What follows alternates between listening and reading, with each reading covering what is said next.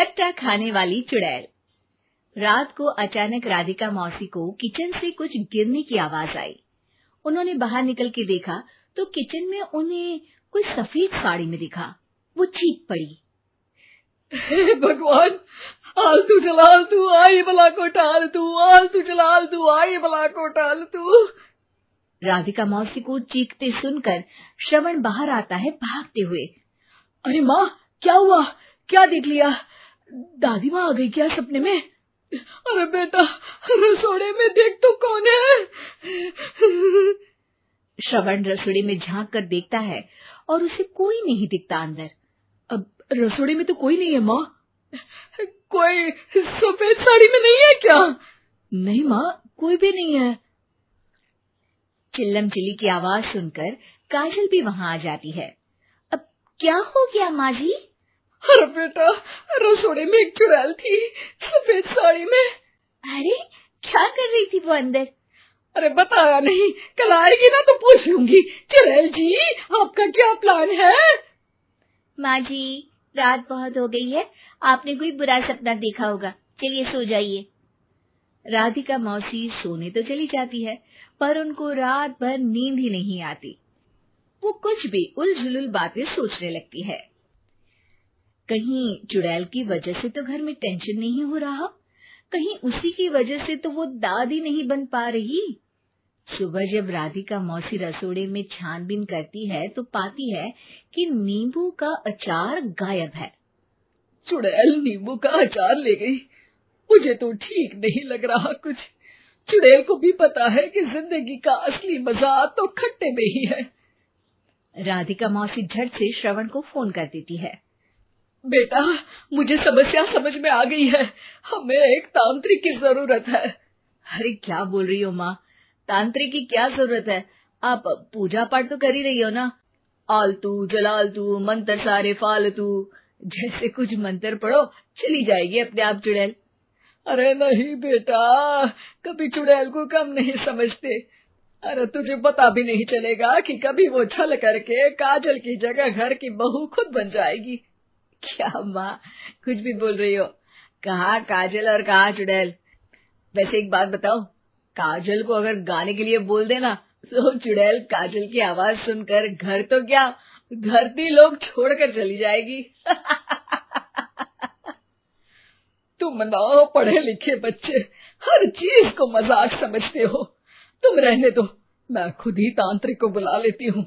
अच्छा सुन, शाम को इमली लेके आना। क्या है कि चटनी खाए बहुत दिन हो गए है ना? नहीं माँ, इमली तांत्रिक से ही मंगवा लो ना, आटा वगैरह भी उसी से पिसवा लेना। देखो मुझे काम करना है। श्रवण रात को कई तरह की सब्जियों के साथ माँ के कहने पे चटनी के लिए इमली भी ले आया था, लेकिन राधिका मौसी के दिमाग में अलग ही फिल्म चल रही थी। उन्हें अब सिर्फ शक ही नहीं यकीन होने लगा था कि शायद चुड़ैल ने श्रवण पर अपना जाल बिछा दिया था, जिस वजह से श्रवण उनकी बात ही नहीं मान रहा था। पर कोई नहीं, आने वाली रात में राधिका मौसी खुद तैयार हो गई चुड़ैल को पकड़ने के लिए।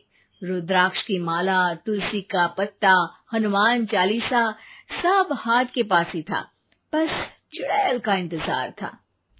और जैसा राधिका मौसी ने सोचा था वैसा ही हुआ। वो चुड़ैल उस रात भी आई, पर वो राधिका मौसी से तेज निकली और राधिका मौसी के उससे पकड़ने के पहले ही वो भाग खड़ी हुई। जरूर बहू पे साया है उस चुड़ैल का, तभी तो श्रवण के कमरे में गई है। और अगली सुबह राधिका मौसी पिछली रात हुए हमले में किन चीजों का नुकसान हुआ उसका हिसाब लगा रही थी। उनके खेमे से एक आम के अचार की शीशी भी गायब हो चुकी थी और वो इमली भी जो कल श्रवण लेकर आया था। राधिका मौसी इस बारे में सोच ही रही थी कि श्रवण जल्दी से रसोड़े में आकर दवाइयों की पोटली ढूंढने लगता है।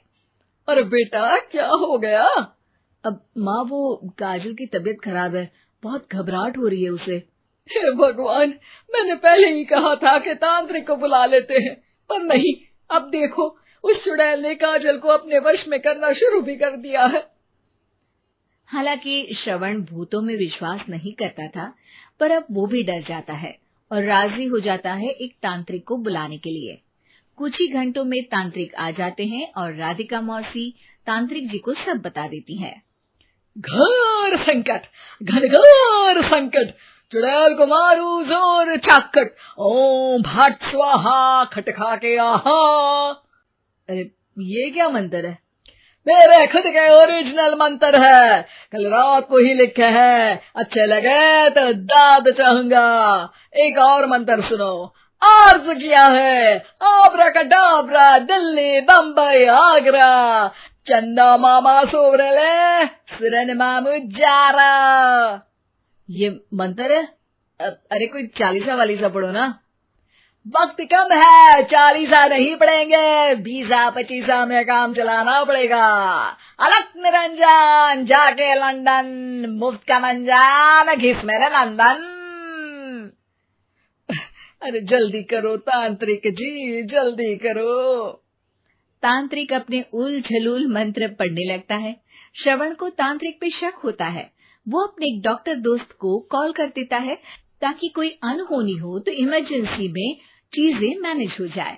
तांत्रिक धुनी रमाता है, जिसकी वजह से कमरे में काफी धुआं हो जाता है और जिसकी वजह से बहू की घबराहट बढ़ जाती है। अब भागेगी चुड़ैल। हाँ। बहू खांसते हुए धुएं से बचने के लिए बाहर चली जाती है। अरे भाग रही है, भाग रही है। पीछे पीछे श्रवण भी जाता है। बहू एक सोफे पर बैठ जाती है। तभी डॉक्टर दोस्त आ जाते हैं और श्रवण को पानी लाने के लिए कहते हैं। थोड़े चेकअप के बाद डॉक्टर कहते हैं, मेरे हिसाब से जाप का काम पूरा हो गया है। क्या मतलब? अरे कुछ भी नहीं माँ, कोई चुड़ैल नहीं है, खुशखबरी है, अब दादी बनने वाली है। मगर वो सब अचार के डब्बे। श्रवण दोनों अचार के डब्बे अपनी माँ को दिखाता है, जो कि उनके बिस्तर के नीचे छुपे हुए थे।